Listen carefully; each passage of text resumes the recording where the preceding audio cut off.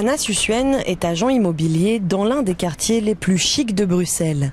Au début des années 90, elle découvre un nouveau type de clientèle. Des Français fortunés en quête de maisons de maître moitié moins chères qu'à Paris. Depuis, la demande ne cesse d'augmenter.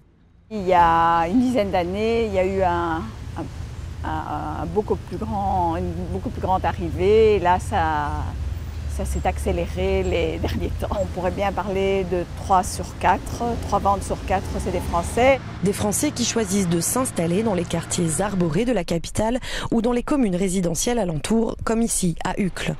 10% de la population y est originaire de l'Hexagone et le plus riche des Français, Bernard Arnault, y possède un appartement depuis plusieurs années. Pour le maire de la ville, le phénomène prend de l'ampleur depuis quelques temps. En 2010, il y a eu 61 Français qui se sont installés dans ma commune.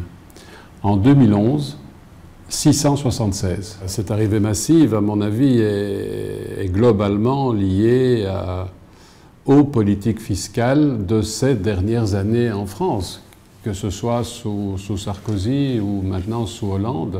Depuis l'élection de François Hollande, ils ne seraient pas particulièrement plus nombreux à avoir franchi le pas de l'exil. Car si la politique fiscale en France varie en fonction des dirigeants, la politique belge, elle, reste claire.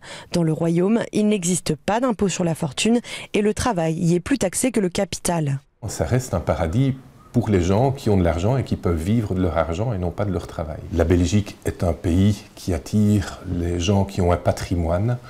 La Belgique ne devrait pas normalement attirer les gens qui ont un revenu du travail. Certains Belges y voient une injustice et fustigent ces exilés fiscaux qui font grimper les prix de l'immobilier.